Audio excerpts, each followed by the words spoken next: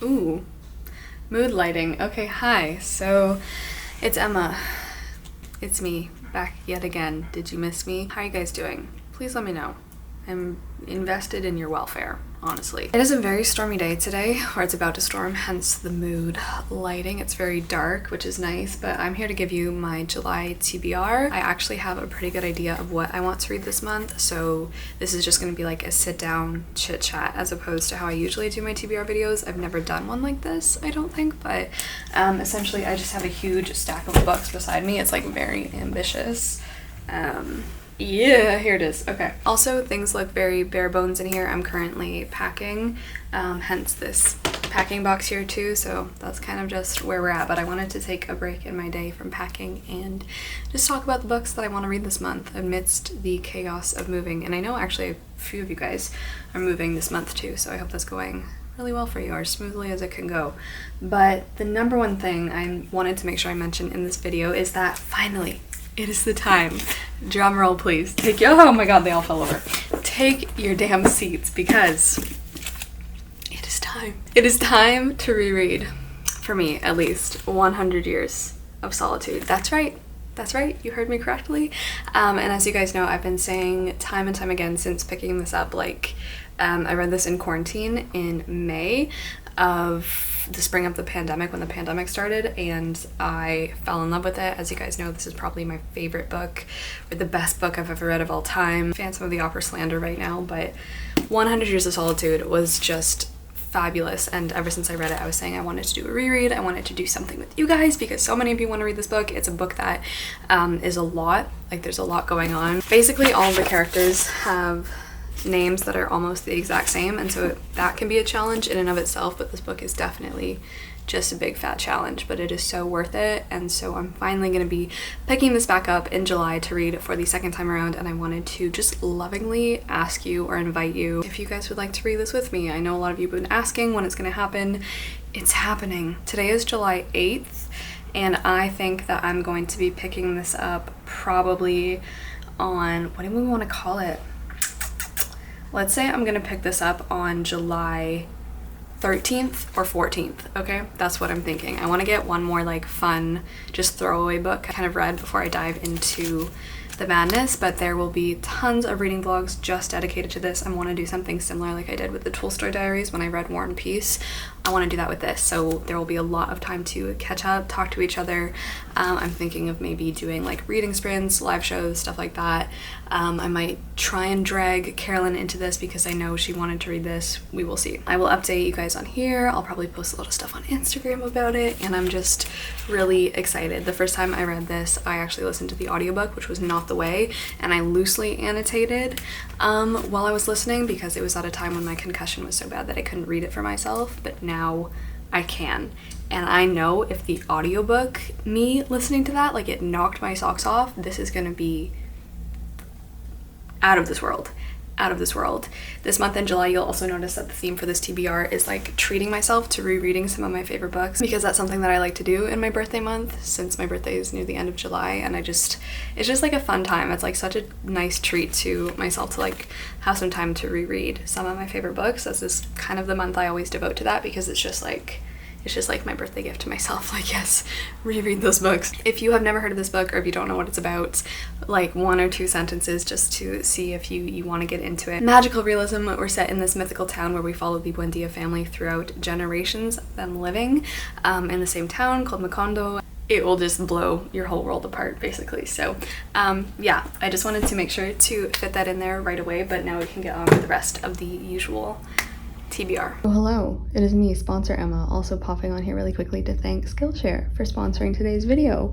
Funnily enough, while browsing Skillshare, I found this class called World Literature, Your Guide to Becoming Very Well Read. It's taught by Eve Williams, and I just thought this was perfect for my Around the World challenge. I know a lot of you guys have been interested in that and starting your own, and not only is this a really good resource on finding new authors if you're pursuing that challenge, but it gives you a whole overview of literature from around the world. It teaches people like Machado de Assis. That was really great. I read him this year. Goes over Chinua Achebe's work, also read him this year for this challenge, and yeah, I just thought this was really cool that they had something like this, starting with things like classical literature. We have Virgil, Herodotus. If you don't know, Skillshare is an online learning community with thousands of classes full of different, like wholly different things. It's incredible.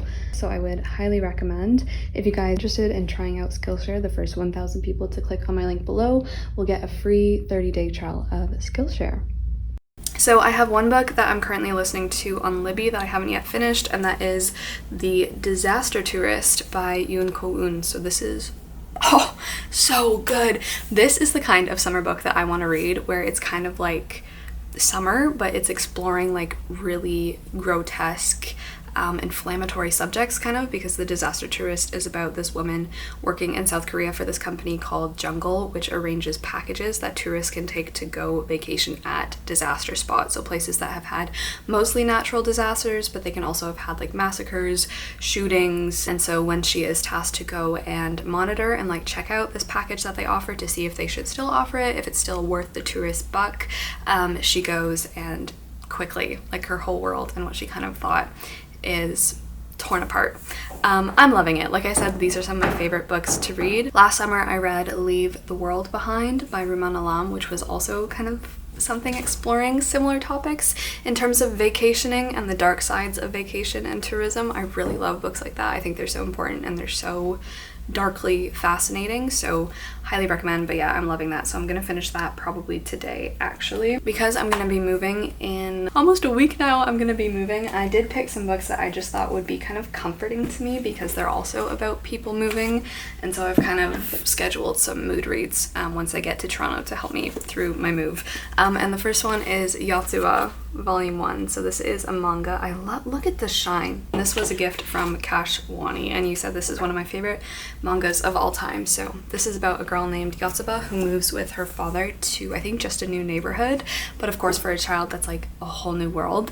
And so you follow her like getting to know everyone, getting used to moving, conquering her anxiety about moving, and just being fun and just having a good time, like making new friends, meeting the neighbors. So this just seems really wholesome and kind of what I need. And then I also wanted to pick up My Neighbor Totoro, yeah, because this is also about Mei and Satsuki, who move with their father again to a whole new town, and they move into like a haunted house. They meet the forest spirit Totoro.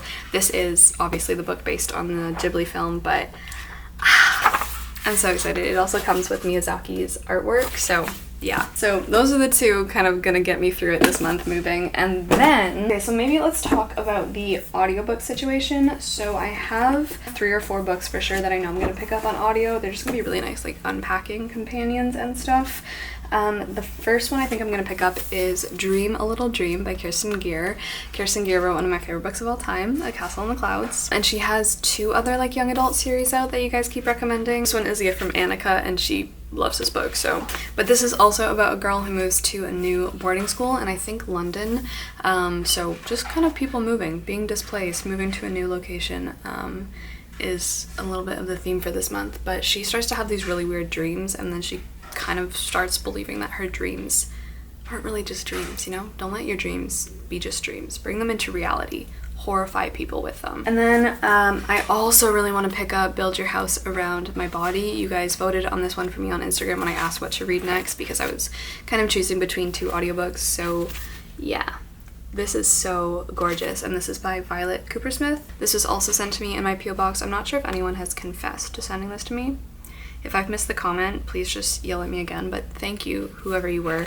And this looks so fantastic. So this follows 2 different women in 2 different timelines. We have one in the 1980s, late 1980s, a young girl goes missing, and then a different girl goes missing in the timeline of 2011, and somehow their stories converge. What if they're the same person?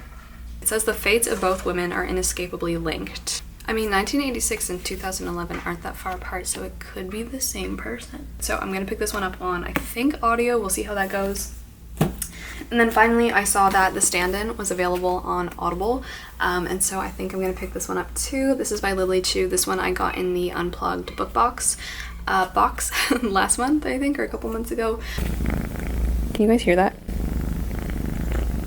Oh god, you're just being so crazy out there. This is about a girl who looks similar enough to a famous movie star that she swaps in for her because the movie star is like tired of being a movie star. Calcifer. It's about the romance that happens between her and the bodyguard of the superstar. So we'll see how it goes. And then the 3 I have left, the 2 that I want to read for me because I really, like as a treat for myself, I really want to reread Neuromancer by William Gibson. This is one of my favorite sci-fis, and I feel like summer is the perfect time to read this.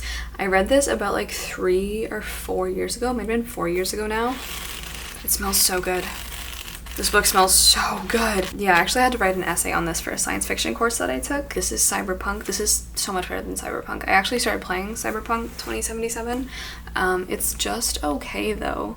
It's just okay, and like I'm not really excited to pick it back up and keep playing, which is disappointing, but this is so good. In this one you follow Case, who is like a data stealer, I think. Yep, he steals your data. He works for Facebook, but that's kind of his job and that's what he does. But then his employer that he had, I don't know if he's trying to like silence him or whatever, but he cripples his nervous system, so Case is kind of like, you know, out of a job for now because he's so injured. But then he gets picked back up and like healed by this like new powerful agency that has pitted him against the super powerful AI. It's so good, so I want to reread this. And then I think as also a gift to myself, I want to pick up Sailor Moon Volume 3.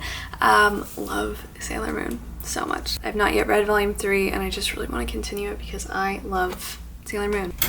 Prison. You're going to prison. You broke the law. And then finally the last one I think I want to pick up is A Wild Sheep Chase by Murakami. Yeah, I did pick this up. This is Murakami's 3rd novel, so this is the one that I need to read next to keep reading him chronologically. This guy is like threatened into finding, is it a cloned sheep? No, a mutant sheep. And he captures the attention of a man who offers a menacing ultimatum: find the sheep or face dire consequences. So it's just about our protagonist trying to find this damn sheep. But yeah, a lot of you guys have said that you love A Wild Sheep Chase as well as Dance Dance Dance, so yeah. Anyway, that is my TBR for the month. I will see you very soon in my next video. Please keep well, please keep safe, give your cat or dog, lizard, whatever you got. What do you have? Sheep? Do you have the sheep? Give them a hug for me. Honestly, I don't know. I just kind of feel like giving all the animals a hug today. So until then, I will see you very soon. Ciao.